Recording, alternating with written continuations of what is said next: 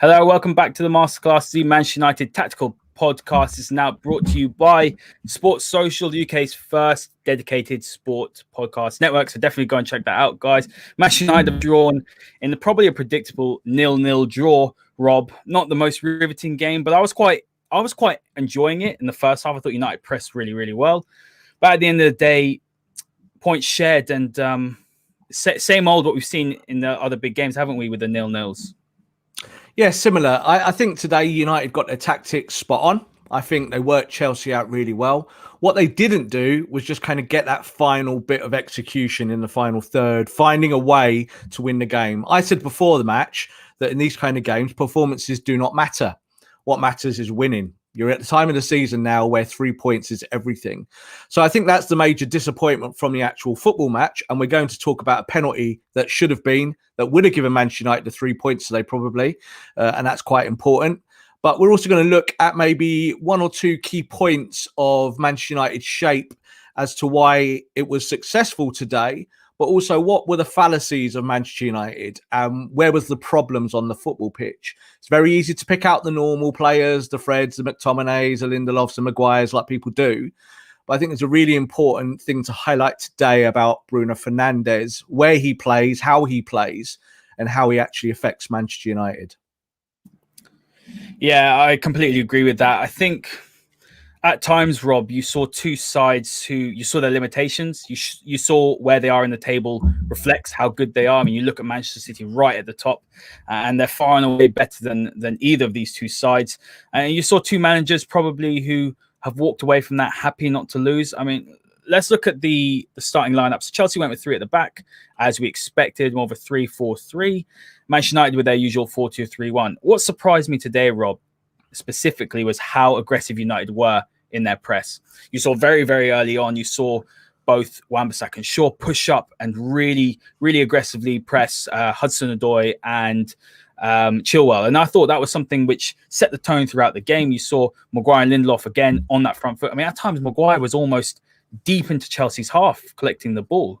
Did that surprise you today? And what were your thoughts on that? Because when you look at the side, I mean, it's built for counter-attacking football. I thought we would counter. I think Chelsea thought we would counter. They played Atletico in the week. I think they thought United would do something similar, where they'd just play a pure counter-attacking game. You've got James, Greenwood, Rashford, brilliant on the counter. But United surprised me today, and they didn't do that. Well, I think what Ole did today was to call Tuchel's bluff. So, like you just said there, it was all set up for United to play deep, not particularly a low block, but maybe playing off there on the counter-attack. And the reason why we put the screen up here today for our viewers to have a look is to kind of show you what a system means, but how it doesn't particularly mean what the tactics are. So United played 4-2-3-1. All of our viewers are very familiar with that. All Manchester United fans know what that means when Ole plays that system. But as you can see on the screen there, that's not exactly how United set up. Lindelof and Maguire spent their lives on the halfway line today. They pushed up really, really high. They kind of said to Giroud, if you want to run in behind us, you can, but then you'll be offside because you'll be in our half of the pitch. So you're not going to do that. And Giroud obviously doesn't really run the line. That's not what he does. I think as soon as you see that Werner is sat on the bench, you can then employ that tactic. And I think that's what Ole did today to try and call Tuchel's bluff. It nearly worked. I think there's still the same issues with Manchester United in terms of quality ball retention, whether that you want to say that's from the double pivot or whether you want to say that's maybe from the three behind the striker. Yeah, all of those things are valid. But I think today, the function that didn't work for Manchester United, and it is a negative, and it is something we've seen repetitively, is what do you do with Bruno Fernandes in this kind of shape? How do you make him really effective? How do you make him play his game? And I think the problem with Bruno, and we'll dig a little bit more into it in a minute. We'll talk about the penalty as well, because I think that's really important. And maybe we'll do Bruno after the penalty. But Bruno playing behind the striker is fine. What's not fine is when Bruno drops into the pocket in front of the double pivot, because he gives the ball away. His passing is poor. His retention is poor, and it stops United playing actually good football on the front foot. So I don't want to say for a second that Bruno Fernandes is the problem in inverted commas, but in this kind of system that we saw today, where you need United to kind of move through the phases of play really quickly, it was actually Bruno dropping deep and losing the ball at times that was the issue. Yeah, I think so. I think Bruno didn't have the greatest game. I do think what we saw today, Rob, is while the midfield is workmanlike, and I know we disagree on this. I mean, I want to see more ball playing ability from those two sitting in midfield. McFred, solid today, works very, very hard. They matched Chelsea's industry in midfield. But I think, again, you saw that in this sort of game, you need more quality from the middle of the park. And I don't think we had that. And it's not a new issue. I'm not turning around and expecting more from McFred because I know what they offer. I thought Bruno in this final ball was very poor. I mean, there was a few times, remember the breakaway where it was an absolute golden chance and he played it behind Marcus. It was a bit of a struggle, I think, for him today. But when we're looking at this side, Rob, do you think that, I mean, there's a lot of comments here about a lot of the nil-nils, 5 draws, 2 losses against the top 6 side. Is that a concern for you? I mean, is that obviously you're looking at it and thinking United last season were winning these games. This season, they're not winning those games. And the question is, why can't we get over the line? Why can't we score from open play? I believe we haven't scored from open play. Or I think it's in one game. I think it's been 600 minutes of games against top 6 sides. I mean, that's a bit of a concern, isn't it? No. Sorry to say that. It's not a concern for me because the concern is giving away the space behind in these kind of big games. So say you play Werner today, you play a high line and Werner beats you behind you. That then kind of says something different about your setup and your tactics. So like we highlighted there just in the first minute, I think Ole got the tactics right today. I think the shape was correct. I think it was good that United played a high press, both first wave and second wave. But what was the issue? Well, it wasn't really that United created a lot of opportunities. It wasn't, gilt-edged chances that United missed, and that's why they didn't win the game. It was more just about maybe that final ball from those 3 behind the striker. And I think also it's valid today to highlight maybe the lack of number 9 skills from Mason Greenwood playing in that role. I think Mason will eventually be a number 9 or a striker or whatever you want to call him. But you can still see as a 19-year-old, it's not quite dialed in up here in terms of the runs he needs to make. He did it once with Dan James, where Dan James had the ball at his feet on the edge of the box. He made a really good run and it opened it up for Dan James to have a shot. And that's really what the 3 behind the striker want your striker to do. So that was a good thing, but it was intermittent. It's not natural at the moment for Mason. So this is why I've said as well that I do think United need a Haaland type number 9 to kind of drive that unit forward and to have some real quality finishing in there at the top end of the pitch. But I think today, the reason why United, I think, have found these games more stickier than say, last season is that last year United were playing pure counter-attack. That's what they were doing. Sitting back, low block, punch me on the chin, and then I'm going to hit you on the other end. And United are really good at that because we've got quick players. But we don't want to play that style of football. So I'm not going to sit here today and say, well, this is a big issue for me because we've drawn these matches now. I still think it's a work in progress. So I'm not low on those things. I don't kind of think I'm also not particularly high on them. But I think it's like little isms that United need to fix. So the number 9 issue is a problem. I think that's something you need to look at in the summer. You can't solve it today. If Cavani plays today, I think you probably win. And the reason why you win is that Cavani's runs will pull that Chelsea back 3 all over the place. It was something that Mason wasn't doing today. Mason wasn't really making those runs. He was kind of getting one of those front up shooters where you're kind of getting the ball on the edge of the box, and if he turns and hits it and puts it in the top corner, great, you win the game 1-0. But it doesn't really give you a fluid attack, does it? That's just a moment. We're looking kind of to win the game in one moment. But for me, the issue of the game for United stability through the middle, again, the issue wasn't really McTominay and Fred. I think Fred didn't sit in the pivot today. He pressed, he moved up. Scott McTominay has been injured, and that is exactly why he sat deeper. It was just to kind of plug a hole and to try and put some energy into it. But he didn't really have that energy today, did he? I think that was quite obvious. So you've got to look at what's going on in front of the pivot and behind the attack. And Bruno plays this free role for Manchester United because he's got an amazing assist count and an amazing goal count. I think Ole just says to him, go and play, go and do your thing. The problem is on the front foot, Bruno is beautiful. He's world class. He's great.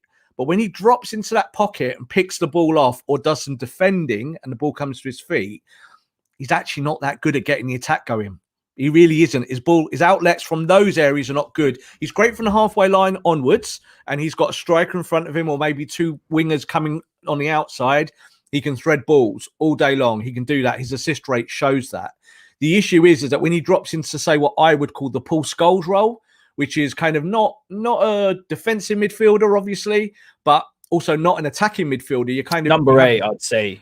That's where Pogba likes to operate, I would say. It's not a traditional number 8 in a 4-2-3-1. That's the problem, you see, Haider. It's not really the 8. It's someone, a number 8 will give you the kind of engine room that you want in that area, but you can't be number 8 on your own there. You know, it's normally a dual role. If you've got 2 players there, you have one that's number 8, maybe one that's a 6, and you'll do this. That's not really what United do. Today, Fred did join him in that area, but I would not call Bruno Fernandes a number 8.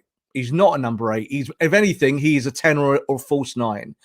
So what I really wanted to express today is my wish that Bruno Fernandes plays as Manchester United's false 9 going forward now, especially as we're talking about the striking position. Because I want Bruno getting the ball in the box. I want Bruno on the outskirts of the box. I don't want Bruno in the wrong half of the pitch, because he's kind of proved, I think, week after week after week after week, that he's not a great facilitator from there. You know, he's either a little bit rushed. He's trying to maybe place things that are a little bit too progressive at times. Sometimes the simple ball is the best ball. And he's trying to be everything for Manchester United. And I think that actually is a regressive point. I think you saw today that United's failings came not from the double pivot, not really from the upper end of the attack.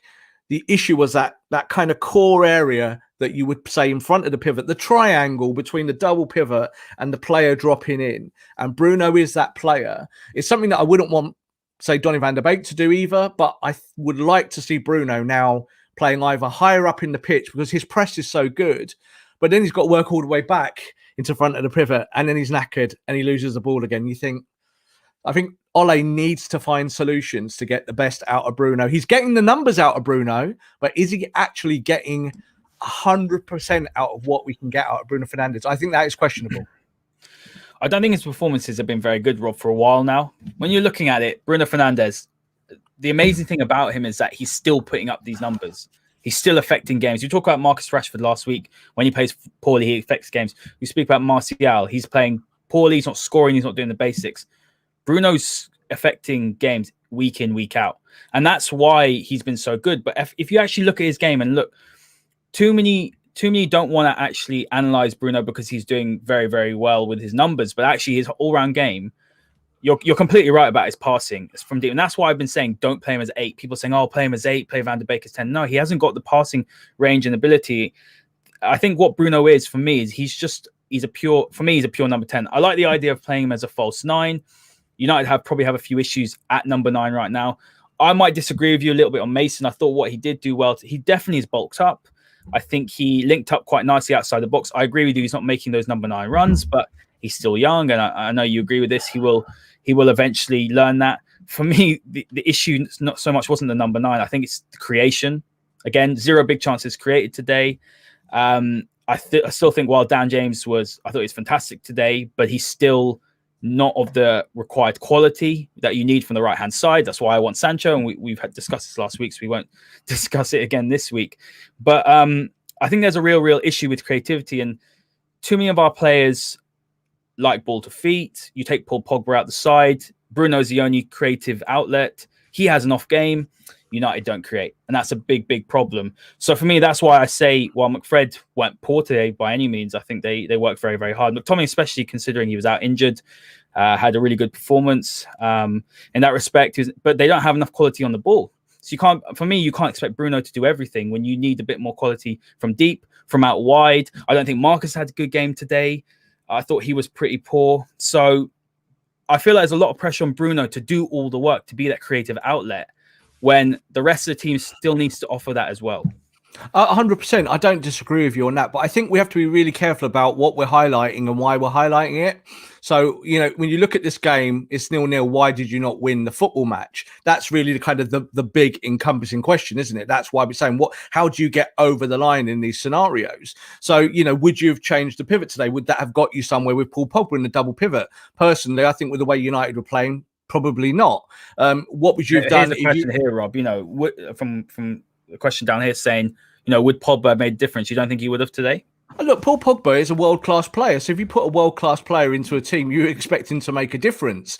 But I don't think that when we're talking about stylistic issues and why United maybe were not as cutting edge in the final third, I think there's bigger philosophical questions that are more than individuals, because this is kind of what we're talking about. So when you look at McFred and why they were played, I say that they're the two players you play in the pivot because that's you want the energy in those positions. So that's why a 4-2-3-1 dictates that.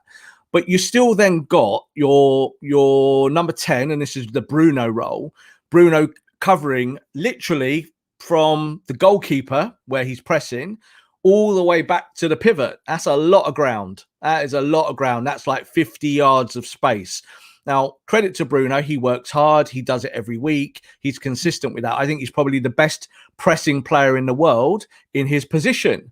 But how do you get more out of him? Now, at the moment, when you look at his stats, the stats will tell you that we probably couldn't get more. But how do you get more out of the team through him as a facilitator? And that's what I'm talking about. So, again, it's very easy to, like you mentioned Dan James there. Dan James today was probably our best player. Yeah, I do agree with that. It's really difficult. It's really difficult to us to say when Dan James comes into the team today, he's our best player on the day. He works hard. He gives everything. He was our most creative player. He got wide 2 or 3 times and whipped in really good balls. United weren't on the front foot. I blame Mason for that because Mason wasn't running across the post. It's his job. He knows that, but it's not natural to him at the moment because he's not been doing it all the time. He'll get there. But for me, Dan James, one of our better players today, he absolutely warranted his selection. So it's hard then for us to sit here and go, oh, but Dan James isn't good enough because he was one of our better players. So this is why I always kind of maybe buck the trend and I always look at it from a different angle because it's more about United as a team.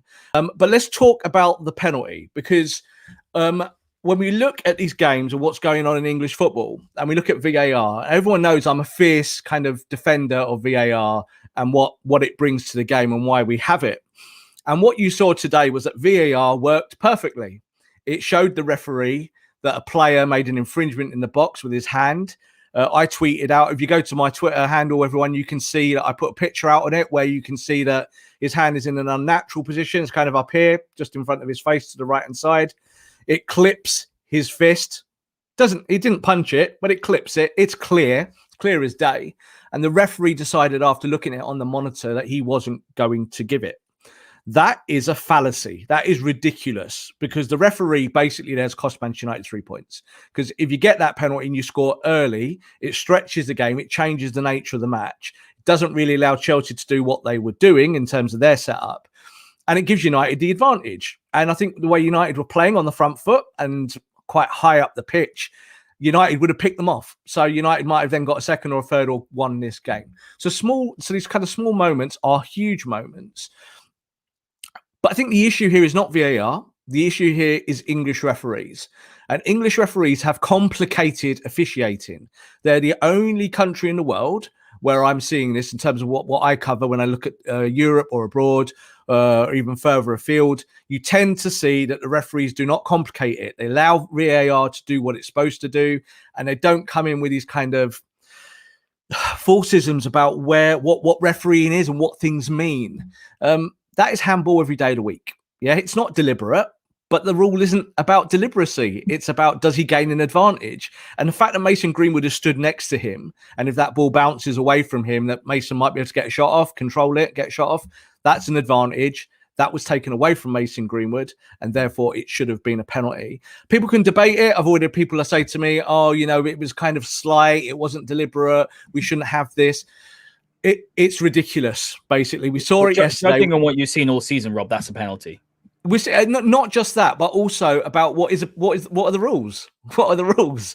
So the rules are that in that position where if his hand is maybe by his waist or lower down, there is a kind of say that the ball kind of bounces up at you. You can then kind of wave it off. But the fact that it's shoulder height and it's there, and he doesn't, the referee's looking for a deliberate movement, and there isn't a kind of big deliberate movement. But he absolutely kind of flicks his hand and takes the ball into his control to the side. It's a penalty. And we have to get this right in England because I think this is what's ruining the Premier League in terms of officiating. And I defend referees every week.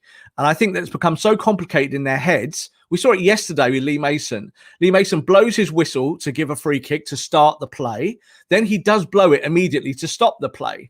Then Lewis Dunk scores, and VAR rightfully disallows the goal because the second whistle negates that.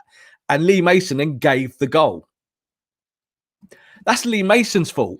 Yeah, it's not human VAR. Error, Rob. It's not VAR, it's human error. It's human error, but it's also, Haider, we have to kind of look at application of the rules.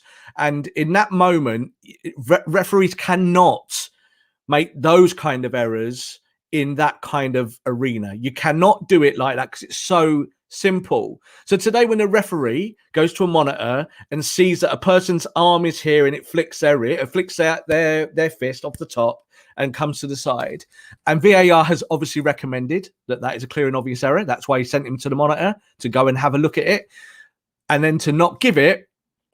It doesn't just stink. It just kind of shows that there's some malpractice going on there, because these referees have got to get these simple calls correctly when they're allowed now to use a slow motion replay to help them. They don't even have to guess, Haider. They just got to look at it and apply the law. Rob, I think the biggest issue today, and Martin Tyler did say this, that the Chelsea players were near the VAR screen. They're not allowed to do that. It's against the absolutely protocol. Outrageous. Yeah, so forget that. That's against the rules itself.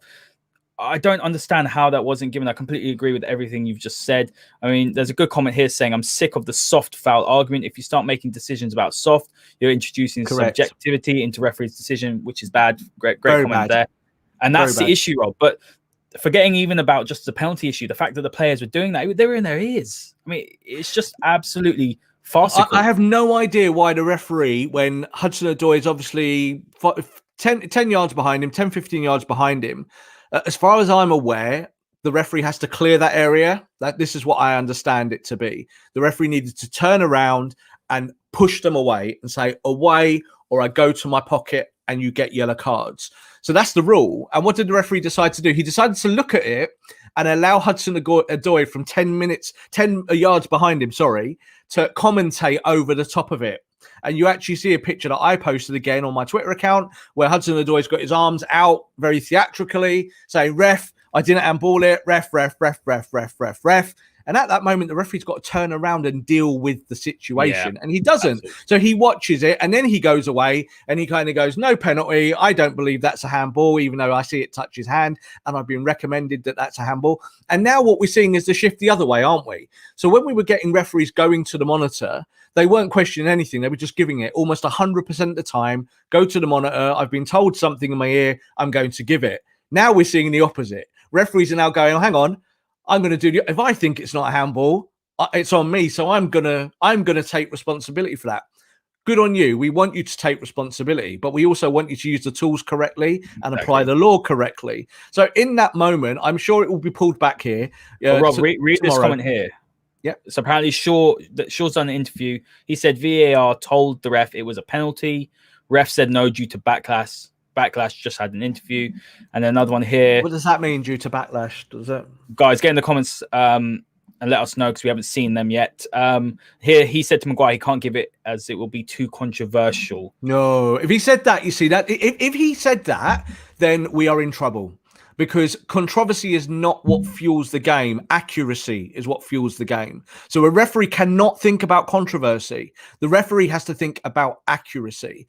And it was accurate to say that was a handball. So that is a big, it'll be interesting to see what they say. Obviously, I see more coming up now. I think there's one they're saying, Luke Shaw said in an interview, I even heard the ref say to Harry Maguire, say it's a pen, then says it's going to cause a lot of people to talk afterwards. I don't know if that's true. Like, I don't know if Luke Shaw has really said that. I don't really want to comment on that, because I think that's a really kind of bold statement if he said that, because then that referee might never referee again if he has said that, because that is a problem. But it looked like it, like that actually, that statement there by Luke Shaw, from what we're being told secondhand, happened. It kind of fits, because the referee did see that it hit his hand and immediately kind of turned around and said, no, I'm not giving it. And it's kind of like, well, why? So I don't believe that referees have to come out and say why they didn't give decisions or why they did.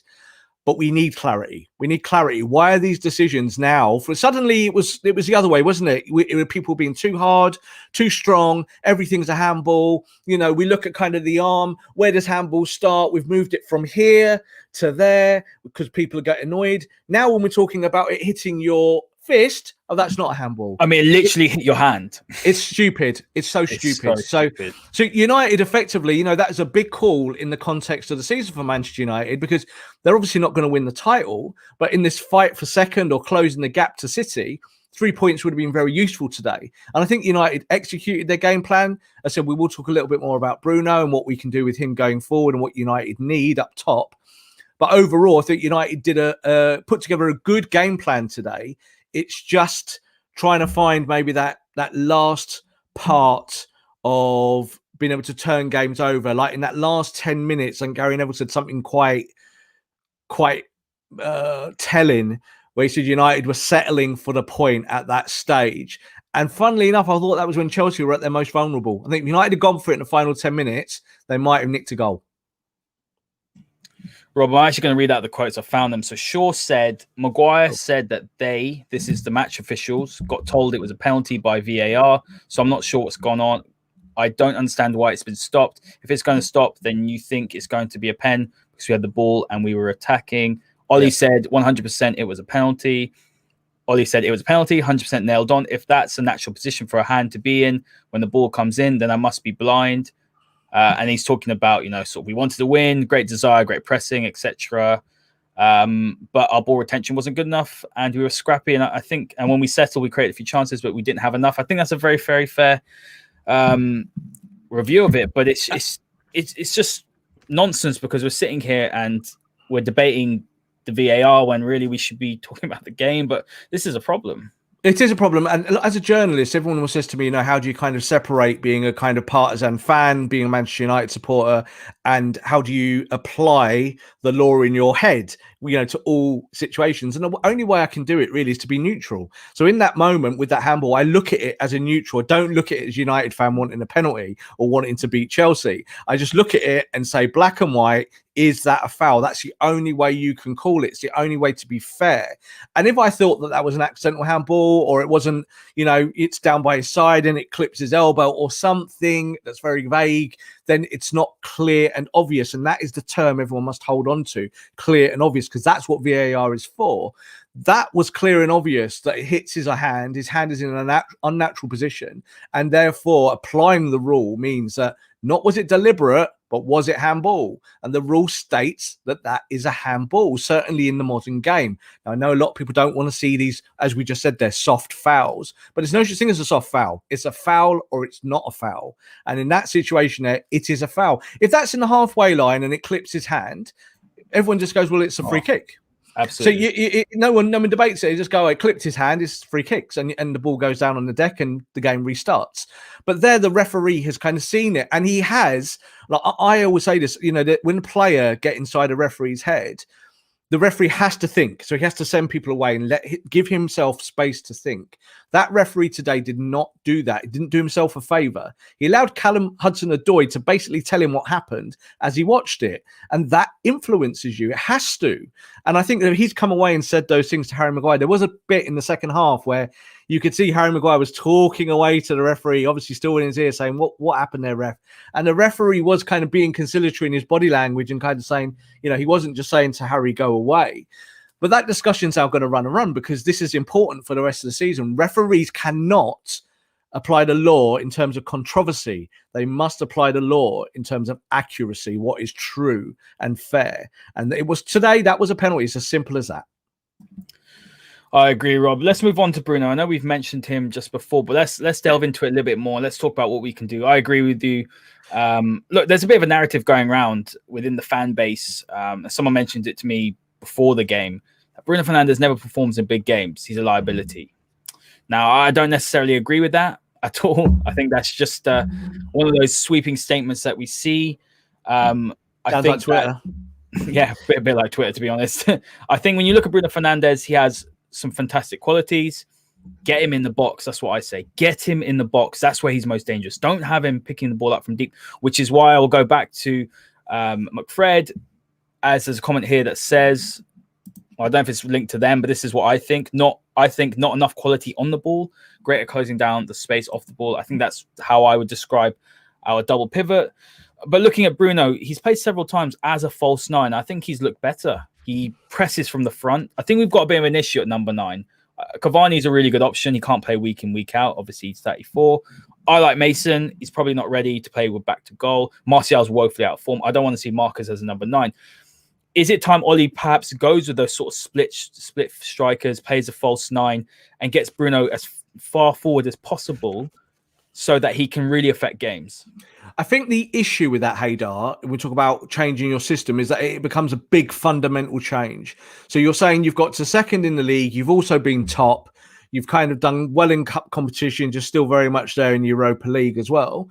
And you say to yourself, this has worked for me, but now I'm changing it. So that's difficult because why? Because when you change things, you've got to change it on the training ground. So you're basically changing the whole of how you're training. Because if you change your system and you play with players in different positions suddenly because you're trying to do something more expansive or keep better ball retention or have better finishing or maybe be more defensively solid or any of these kind of things, they're huge philosophical changes. Massive. And I know football fans, again, think that you kind of flick a switch and you press a few buttons on a computer and you go, well, there we go, it's changed and now everything should work. And unfortunately, it doesn't work like that. It really doesn't. Certainly not at this stage of the season when there's like a dozen games to go. You've got to consolidate and be also play to your strengths. So what United did today was they outfoxed Chelsea in terms of the press. So they got Chelsea doing things they didn't really want to do. That stopped Chelsea being completely effective on the front foot. You saw that kind of Giroud maybe had 1 or 2 chances today, but in general, United cut that supply off and were able to look after their defensive shape really, really well. We talked about Paul Pogba just a little bit earlier on how you would have used him. In this kind of game, in a 4-2-3-1, I'd have used Pogba on the left. That's what I would have done. Why? Because then it means that Pogba's higher up the pitch and he can influence the game in more kind of progressive areas. And that allows Bruno to become a second-man runner. That's what it allows you to do. Because Pogba's ball retention is better than Marcus Rashford's. So that's what I would have done tactically. That's how I would have solved that issue. But if you then say that you're going to play, like you just said there, what is the issue with the striker? Have we got a problem with it? The only way to solve it, Haider, really, the truth is that you go and spend £65 million on a guy's release clause at Borussia Dortmund. Yeah, it's 65 million quid. It's pennies. It's not a lot of money. You go and talk to Mini Raiola and you go and stroke his ego and you say, we want your player. We'll sort you out with Paul Pogba as well. Whatever you want to do. If you want to take Pogba away and you're going to do that anyway, we'll help you. But we want that player. Because that's what you do. You put a world-class number 9 in there. Now, I do think that Mason, as a 19-year-old, can do that one day. I think it's a lot for him to carry on his shoulders, say, at the start of next season or at the end of this one. That becomes a problem for me in my head, just logistically. But next year, yes, go and solve that 4-2-3-1 shape with a top-class striker if you can get someone who can do that role. And it also means that you again could say to Bruno, we don't want you dropping deeper into those roles where you're losing the ball, where you're less effective. If Bruno Fernandes is picking the ball up 75 yards from the goal, I don't want to see it. That's the way I'm thinking, because every time he does it, he doesn't join the dots. So for me, it's not what's behind him. The issue isn't Maguire, Lindelof, or the double pivot at this stage, because they're doing their function. You've just drawn this game 0-0. There was no goals. But what's coming out of there in front of it? And the issue is Bruno Fernandes. So we can talk about Bruno progressively. I think his stats are fantastic. When he's in the box, goals, assists, he cleans every penalty out. He gets free kicks. He does everything that you want him to do as an attacker. But think about, I don't know, say someone like Cristiano Ronaldo. If Ronaldo was playing as a forward and scoring lots of goals as he always has his whole career, you wouldn't then be saying to him on a wide position, hey, Cristiano, track back, please, and cover the fullback widget. Because you don't, because you're getting so much production out of him at the top end. And that's how I see Bruno. I don't think it's Bruno's fault. I think it's up to Ole to adjust that. Ole's got to find a way to keep his prime attacker in an attacking role and not say to him, yeah, because you work so hard, go and help defensively, because he's never really that much of a help defensively on the back foot. He doesn't really help the double pivot. He doesn't kind of fill holes. He tends to lose the ball, and he loses them in dangerous areas sometimes. And against a better passing possession team, like, say, Manchester City, you're going to get really hurt by Bruno Fernandes losing the ball in those areas.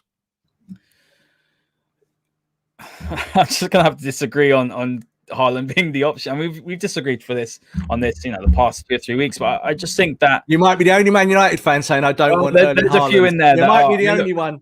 There's a few in there. Look, one of my biggest issues with this United side is we don't create enough. I would love Haaland. I'm not saying I don't want Haaland, but realistically, you're not going to go and get Haaland and say a Sancho. That right wing is still a problem for me. If Paul Pogba goes, I think what a lot of people have noticed, and I've noticed this as well, is that when Paul Pogba does play, Bruno Fernandes has a bit more time on the ball. There's a second person that United side you think, right, he can do something, he can hurt the opposition. I think it was a Leicester game. Pogba came on, automatically Leicester, the 2-2 draw, they took a couple of yards back and they were like, right, okay, Paul Pogba's on, he can hurt us. He's got the passing range, he's got the ball control, he can carry as well. I mean, he's a threat. And you saw Bruno a little bit more freed up centrally. For me, striker, yes, it's a problem. But if you're not going to be able to provide the service, I mean, the service that Dortmund provide for Haaland is so much more than what United do. And where does that mostly come from? It comes from Jadon Sancho. You're looking at Sancho. The reason why I think we should go for someone like Sancho is that we still struggle with creation against low blocks. It's still a problem, Rob. We look at our midfield. I don't think there's enough sort of progression from midfield when you play McFred. You're taking Pogba out the side. I think that's a huge part of creativity that you're taking out. I still think, there's a bit of a lack of technical, maybe, sort of stability or, on the ball when we transition. I think that's a problem still. You see that we get very, very hurried. We saw that a few times today. I think you need to get someone who's, a top player playing in front of Wan-Bissaka. You might see more from him. I think Wan-Bissaka's improved. And I just think that the pressure on Bruno right now to be that sole creator, I don't think he's got that necessarily in his game. You're looking at, like I said, I think Pogba's got that ball playing ability in terms of his passes. De Bruyne's got. I don't think Bruno's got it. I think what you're seeing now is there's different types of number 10s in world football. You look at Van der Beek, he's someone that likes to, sort of make these runs in behind the defense, or he likes to play sort of one-touch quick football. Bruno Fernandes will pick a pass, but you got other number 10s, for example, who are much more creative than I say Bruno. I think where Bruno really excels is getting into the box. I don't think that the number 9 is that big of an issue for us. I think upping the creativity, upping the chances that these forwards get, and they will score because they're not bad players. Martial's not a bad player. He's in bad form.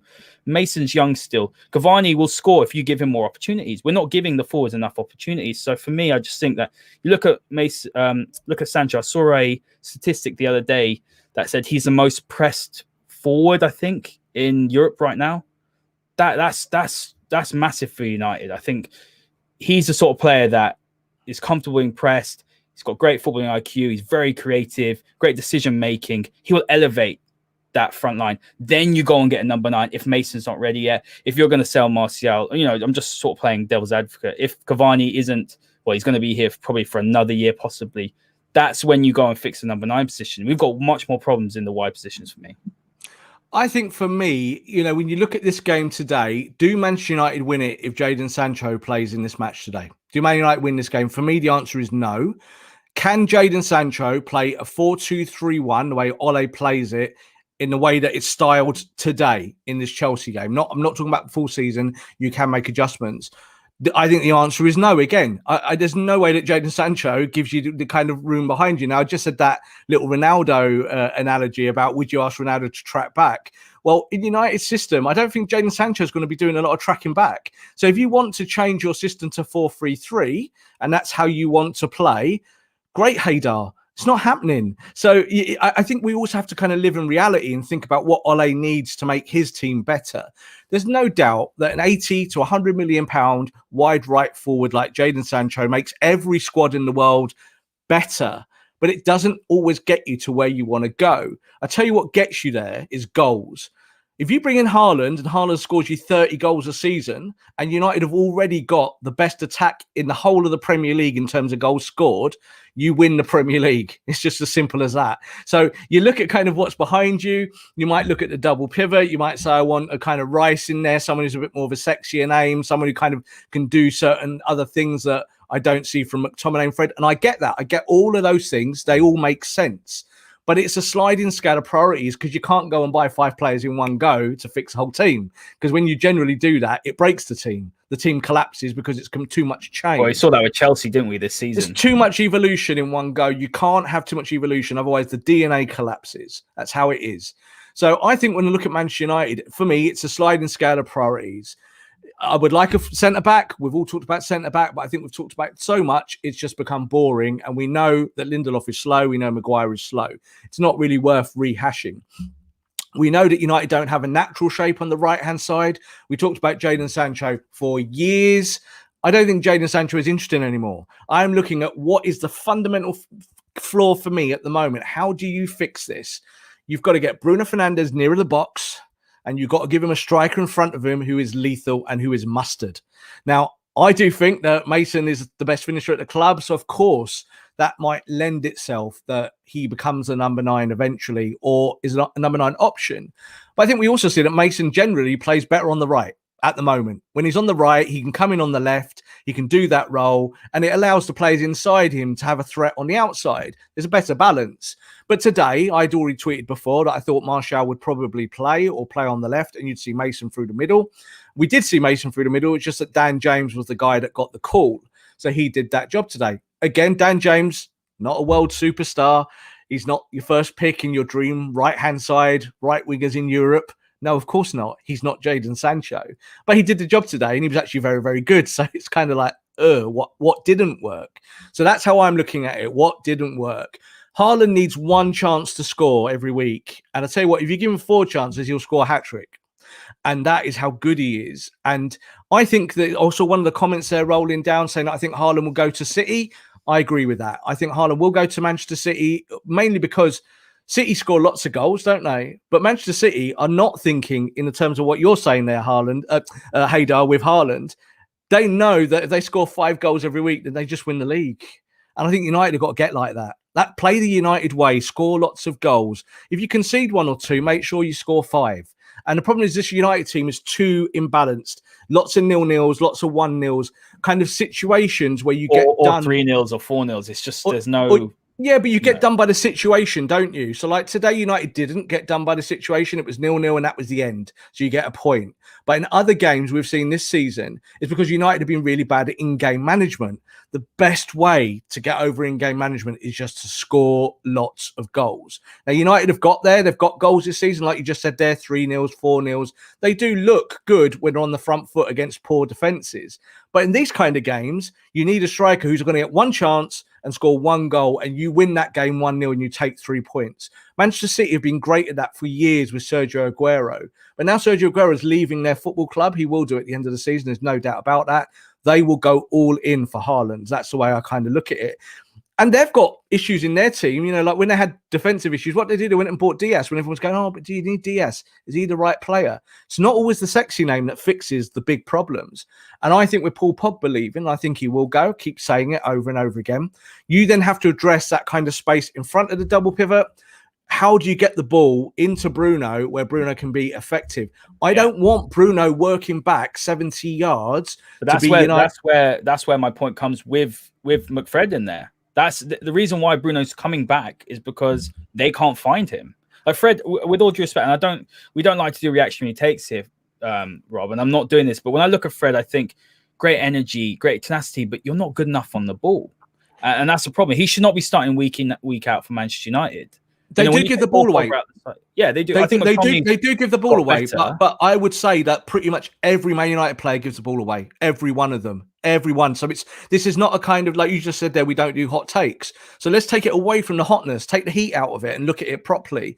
The issue is not the ball from the pivot to Bruno. Bruno's getting plenty of the ball. Bruno is seeing all of the ball. The issue is that he's getting it in the wrong positions. Now, that is not the 2 players behind him's problem. That's his problem. He's coming too deep. He's going into wider positions too often. He needs to stay in the middle, and he needs to be more like Firmino at Liverpool, where he just stays in that channel and comes. Firmino also goes wide when he has to, but Firmino doesn't operate there. He doesn't get the ball to feet and then say, I'm a facilitator. Bruno does. Bruno gets the ball off the pivot and then kind of turns around, doesn't he? And kind of goes, right, what do I do now? Do I play it short? Do I play it long? That's the issue for me. That's not the issue. Is not the ball to him. The issue is the ball from him to others. That's the problem for me. you make a good point about him coming. He does sometimes come wide. Then that's a tactical point, Rob, because if Ollie's giving him freedom to go and do, and I think that's a lot of people in the past in some of our shows have actually commented on this, saying that Bruno, him having that free roll is actually hindering and causing disruption. I think the free roll is great for him, but sometimes in these bigger games you need him to maybe be a bit more disciplined and stay centrally. Just pass the ball better, Haider. Yeah. Just pass the ball better. Like the thing is, if you're a world class player, pass the ball like a world class player, please. Now, the way I look at this is that when Bruno gets that ball in deeper areas, he is no better at passing the ball than McFred. No better. Yeah, he cannot be when he gets the ball there. He can play a long ball and he can play accurate, but that's not the game we play. We don't play that ball over the top. We have counter-attacking, and Bruno's really great in transition. So say United are defending deep, there's a low block, it pops out 1-2, it comes to him on the halfway line. You want it at Bruno Fernandes's feet, don't you? Great. But when United are sat in a little bit deeper and Bruno comes in there, Bruno's production of losing the ball is horrendous. Absolutely horrendous. So it's easy to say that Fred doesn't pass the ball very well. You'd be correct. Scott McTominay loses the ball quite a bit in those situations. You are correct. But Bruno Fernandes is not any better in those positions. And he should be. He should be turning around and going, I'm David Silva. Here I am now, like he would do at Man City. And I'm going to free people around me and make them better by making the right call. Bruno doesn't do that. He's definitely regressed in this area of his game, but do you not think it's because of the I don't think he's ever been good at it. I've never seen it. And you're saying he's regressed. I don't think he's ever been. I don't think this is what he's good at. I think he's great in the box, goals, assists, facilitating in the final third, world class. But then because he's allowed to drop to the double pivot to go and get the ball off them, like a Paul Scholes used to. That's exactly what Scholes would do. Scholes would come and get the ball off Carrick or someone like that. Carrick would screen and Scholes would come deep. But Scholes could play 40-yard passes with his eyes closed all round the pitch. Bruno can't do that. Bruno doesn't do that. Every week we kind of say, oh, Bruno got a goal, Bruno got an assist, Bruno was the game changer, but didn't he give the ball away again? We say it every week. And that's the way I'm styling this now, because that's the issue. How do you make Bruno Fernandes more effective? My answer to that, go and buy a number 9. Interesting. Rob, I'm going to read out a few of the questions. Guys, thank you for all your great comments. Thank you for your engagement. It's been brilliant. We've got a question here.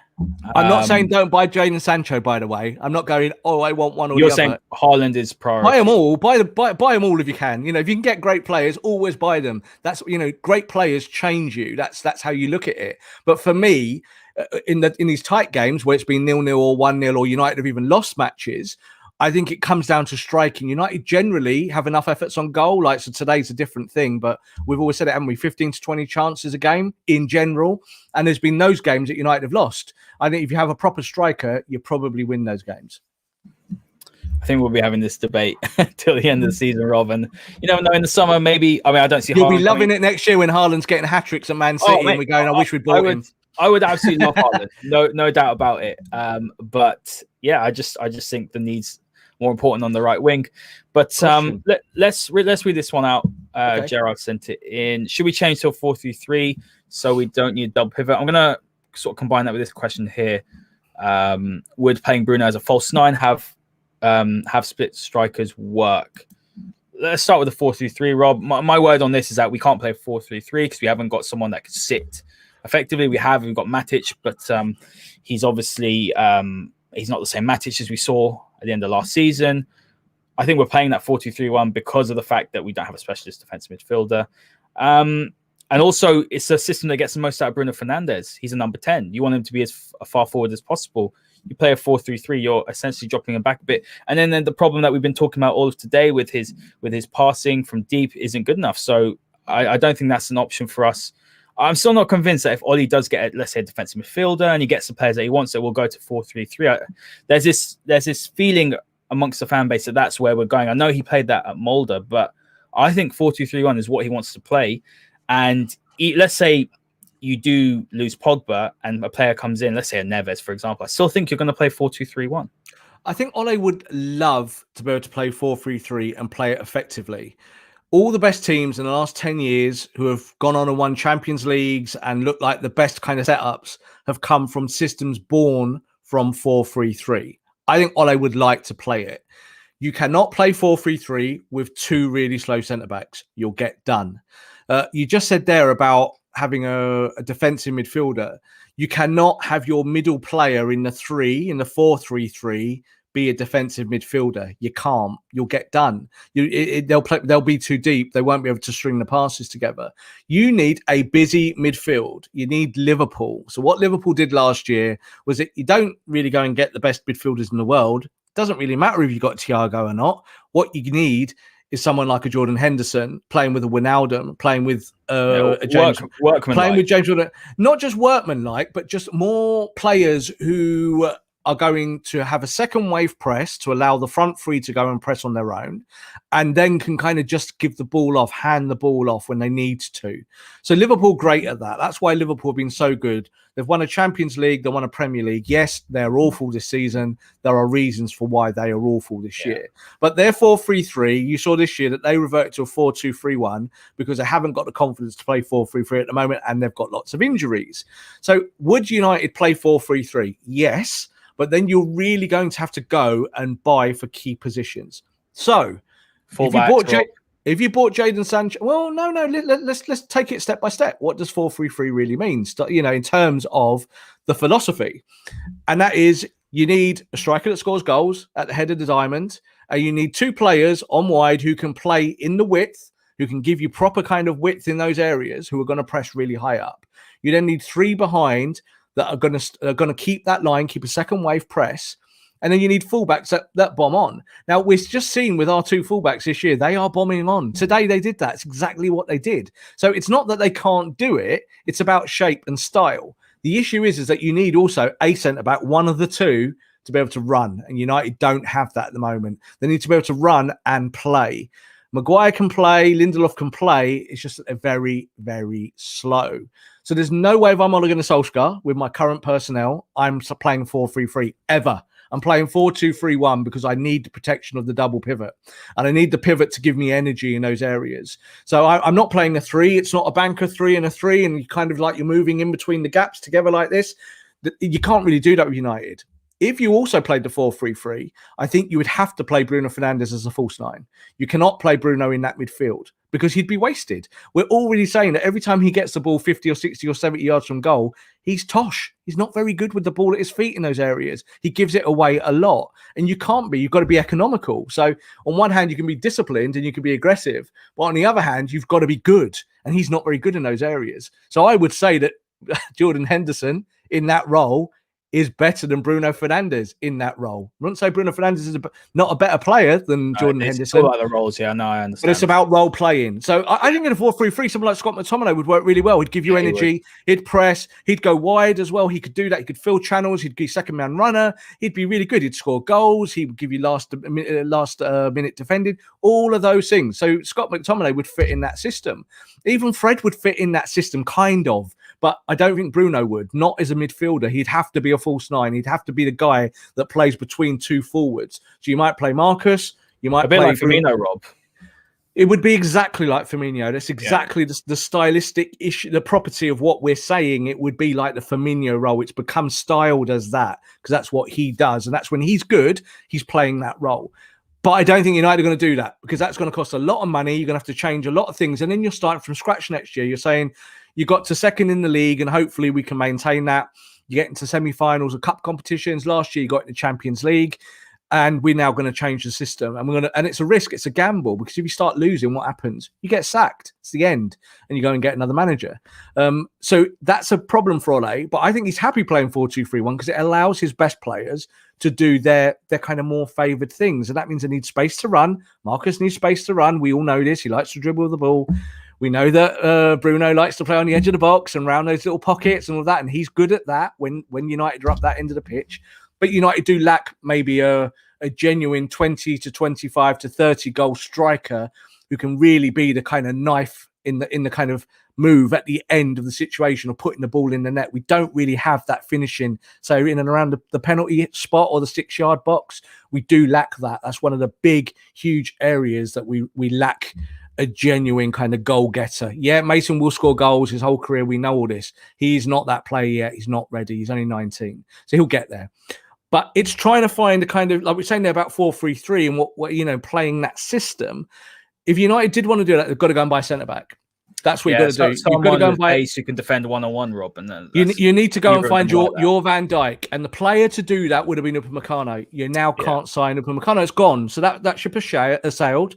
I can't even get the words out. That ship has sailed. So you have to let it go and say, right, forget, and let's move on. Let's try and do what we can do. There's lots of good players out there. There'll be a busy transfer market. There's no doubt about that.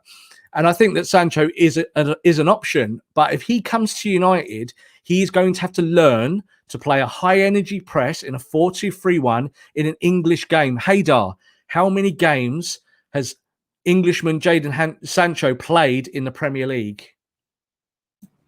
No, he hasn't played any, Rob. None, and that's a problem. So he's a great player in the Bundesliga. Great player in the Bundesliga. Yeah, but Haaland is just literally going to be operating in a box. All penalty boxes look the same. If you get him to him, he's going to put the ball in the net. It's really, really difficult playing the right-hand side of Man United's attack if you've got to track back. Dan James did it well today because it was a tough role and he's good at it. He's good at running. Yet he wouldn't be my first choice, Dan James, but he showed today how you played that role. That's why I always say Anthony Martial can't play the same role on the left because he doesn't do that. And you need that. You need someone that can actually go back. Marcus did it today, but not particularly great on the front foot. But you need coverage. You need players who do this together and do that on those positions. Both of them had to, Rob. When Jadon Sancho is not going, Aaron Wan-Bissaka, I'm going to come back and help you. He's just not.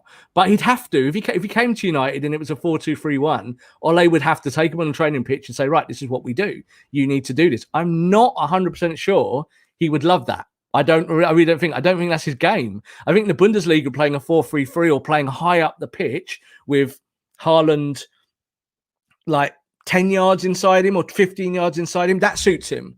He would suit a 4-3-3 if United were going to do that. But I don't think that's kind of where we're going as the football club stands. I would still like Jadon Sancho to give you that option, but I don't think that today he would win you the game in this kind of setup. Rob, we're going to finish off with this question. So 2 people have asked it, so I'm going to read them both out. Here saying, do you think we can try Van der Beek as a false 9? I'm going to say that he doesn't have the hold-up play or the strength to do that, but there's a comment that says he does. He has good movement, also played good as an advanced 10 in the Ajax Champions League run. Not comparable because it's not Premier League football, it's European football. But another comment here saying, Bruno as a false 9, but has he got the hold-up play? For me, Donny is better false 9 than Bruno, and in a 4-3-3. They could interchange roles. I do agree about the possible interchanging and play, but has Oli got that tactical nous to achieve that? Rob, Donny can't play number 9 in the false 9 in the Premier League. He just can't. If he can't play in the double pivot, he's not. How is he going to fare against Lewis Dunk and people like that? He's just not. Okay, I don't know what people are seeing. Two things that are really important, which completely kind of set all those comments on fire. Number one, you got to be able to work like a dog as a false 9. Firmino works like a dog. That's what he does. He's really, really hard. He goes in tough. It's my work phone going off. I will just turn it off. Excuse me. But you look at kind of how they play in what does a false 9 encompass? You have to be effective at joining the dots in your attack. I always talk about that a lot. But the other thing you have to do is get production.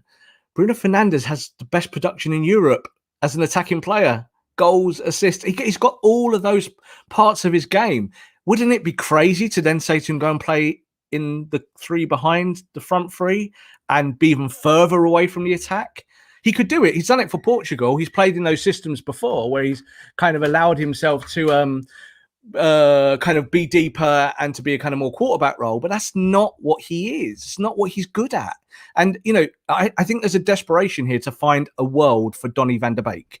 Let's create this new world 100%. For Donny van let's create a world for Donny van der Beek. And what we'll do is, hey, guys, we'll change 7 positions to suit Donny van der Beek. Yeah, I have the same argument against Donny's had so many opportunities this year. He's kind of played 25, 26 games, something along that amount in cups and games.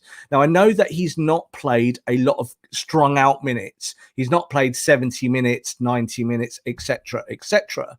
But he's had chances and he's played 2 or 3 different roles. He's played the double pivot. He's been the number 8 wanderer. He's played as a false 9. He's played in even a wide role once. He kind of played in Marcus's role for one game. And do you know what? he's not done any of them very well. And that's how I do it. You know, there's the smell test of when you kind of see a player and you kind of go, is he doing what I want him to do? And he's just maybe moving through the gears or finding a way. And then the statistical side. And the statistics tell us that Donny van der Beek does not travel around the pitch very well in the Premier League. He's not great with the press. He does lose the ball at times when you think he shouldn't. He's not a facilitator. Yeah, so he's not the guy. Passer, plays it safe, Rob. He's as well. not going to be the guy that drops in the pocket and then says to Marcus or say to Mason, you overlap me and I'll find you that ball. He's not that player. He didn't do it at Ajax. He's never done that. It's not his role. He's a second-man runner like Frank Lampard. He wants to be the guy that lets the press overload and then he sneaks in the back door. That's what he wants to do.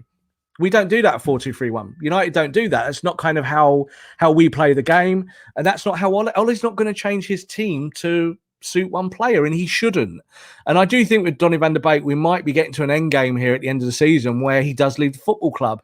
And that would be a shame because I think he wants minutes. I said this months ago and you had a go at me. I said Donny van der Beek. No, I didn't say it to you. Yeah. Sorry. Apologies. I said to someone else. I said that Donny van der Beek is his long-term future. He will be a very good player maybe in Italy or Spain or somewhere where it's more suited, but I don't think his long-term future is Man United. Not because he's not a good player, because I don't think he has it's his game to play an English game. We saw Adnan Januzaj play really well the other night for Real Sociedad. We saw what he can do. You know, he does still the same Adnan things that he did at United, but Adnan couldn't really cope with the overall pace of the Premier League playing that top end. And there's lots of players you can highlight. That's not a kind of smite at him. But I think that Donny is one of those players. I think he really struggles with the English pace. And then it becomes a kind of Rubik's Cube of how do you fit him in? How do you find a way to kind of be a progressive team, but kind of find that he's actually the right stylistic player for you without ruining everything. And that's why we're talking about Bruno, who I don't think there's an issue with Bruno Fernandes. Don't get me wrong. Bruno's not a problem when Bruno's doing Bruno things. Bruno's a problem when he's too deep. Bruno's a problem when he's trying to do too much. And that becomes a kind of self-fulfilling prophecy then, because we see it every week. He's too deep. United can't join the dots. United don't win these games. That becomes the problem rather than the actual result. Yeah, absolutely, Rob. Spot on. Final word. United obviously drawn this game. In some ways, it's a better draw for United than Chelsea. We've kept that gap with them. They have obviously not lost any games under Thomas Tuchel. They've had a good start. You're looking now, obviously, at Leicester, who dropped points today. So we've gained a point. I mean, look, I'm just trying to be a bit of a glass half full sort of view on this. You're looking West Ham lost as well. Man City are gone. They're going to win the title. I'm not even thinking about that. Man United have to find a way probably to be better in bigger games. I think the only way that you're going to do that really is to buy better players, Rob. I don't think there's any way around it. We've got City, we've got Palace, I believe, and then we've got City, and City's a massive game. How would you be looking towards that game, and would you be looking to play more of a counter-attacking style, or would you hope that United do something similar they did, more of that 4-2-2, 2-2, but Pogba being out, I think that's going to be difficult. But for me, look, not the worst result in the world, not the best one, but that big one, City, for me, and I think we need to take points off them. Well, Tuchel stylistically is not too far away from Guardiola. Not too far. Not exactly the same, but a bit different in terms of tweaking in what your fullbacks do and kind of how your central midfielder plays. They're kind of more philosophical decisions for the manager. But I think what you saw today might well be how Manchester United set up against City. It might have been a little bit of a dry run and a little bit of a practice in terms of if you can keep your centre backs high up the pitch playing against Manchester City, who play without a striker. So Manchester City might play with Aguero. He's now fit. He played obviously in the last game. So you've seen Gabriel Jesus plays as a striker, but drops into kind of more unconventional areas of the pitch for a number 9. But if you can squeeze them and keep them in their half, they're not particularly great on the counter. They're not one of these teams that kind of going to just burn you from pace with 2 or 3 passes. They want to control the game from the center of the pitch. So you have to find a way of breaking that down. So you can either play the low block and kind of say, come on to us and we'll play counter-attack. And I think that's probably more likely what United will do. Or as we saw today, Ole might call Pep's bluff and try and play much higher up the pitch and say, right, do you know what? No one thinks we can win this game. You don't think we can win this game, Manchester City. So we're going to go for it. And if you beat us 5-0, so be it. but we might beat you 1-0 by being higher up and closer to the penalty box. I just really want to see Bruno Fernandes play around the box. I don't want to see him deep. And I think that answers a lot of the kind of immediate key issues at Manchester United. Yes, like I just said, we can talk about Lindelof being slowed forever. We can talk about Sancho being on the right. These things can't affect us today. They're not. They're for the future, and we will talk about them. How do you make it work now? And for me, it's about getting Bruno closer to that penalty area and having a striker in front of him that works. I think him and Martial worked really well last year. And that's why I always keep saying that Martial is the first choice striker. Well, we saw today that he's not the first choice striker anymore. He has been for 6 months of the season, and he's lost that right to be called. That's very telling, Rob, that he didn't start today. Of course. And that really is, the fact that you kind of said to Martial, right, go and have 15 minutes in this game tells you a lot about where Ole sees him in the bigger picture. Because in those 15 minutes, he's then got to come on and win you the game. That's the way it has to be. And like Donny van der Beek, when he gets those small minutes, the 15 to 20 minutes kind of cameos, you've got to be so good. You've got to be play out your skin, and people have got to go, wow, you were amazing. And that's the same for Tony Martial. It's the same thing for him. I do think you kind of look at Mason today and you can see that Mason doesn't make those number 9 runs. He just doesn't. So how do you make those things work? I think with the Man City game, you look maybe for a little bit of a counter punch. You maybe do that, but you also play higher up the pitch.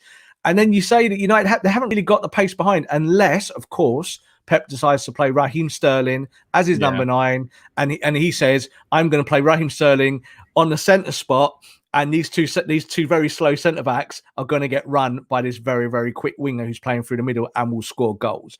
That might be how Pep kind of counter punches Ole's tactics. But overall, look, we want to win these games against Chelsea, but this is not one to get upset about for fans. It really isn't. You want to win the game. But United have shown that they're kind of at a level now where they're not a huge step away. They're 1, 2, or 3 players from finding, I think, a level that's even higher above where they are at the moment. They went to Chelsea today. They've done really good jobs against Chelsea in the last 12 months. They've won matches. Ole had a great record against Lampard. Lampard's gone. They're having to change everything. And they've got a better manager now as well, Rob. I mean, Thomas Tuchel's beaten Ole a few times as well in the last couple of years. Ole's beaten him as well. Tuchel talked a lot about how Manchester United gave him nightmares with that PSG game. He talked a lot about how it affected him and how it hurt him and how he found it really difficult to kind of like compartmentalize it and to find answers. So today, I don't think that we're sitting here saying Tuchel put on a masterclass against Ole, and Ole, by the skin of his teeth, scratching his nails down a blackboard, survived. It wasn't like that. I thought United had good parts of the game. I thought Chelsea had good parts of the game. It's just that neither team particularly had finishing. And it showed that today that Chelsea could have done United with Werner on the pace around the back of the fullbacks and the centre-backs, and they didn't do it. They actually gave Ole Gunnar Solskjaer a lot of respect. That tells you a lot about how Thomas Tuchel thinks about Ole Gunnar Solskjaer. I think that he might have more respect for Ole as a tactician than some Manchester United fans.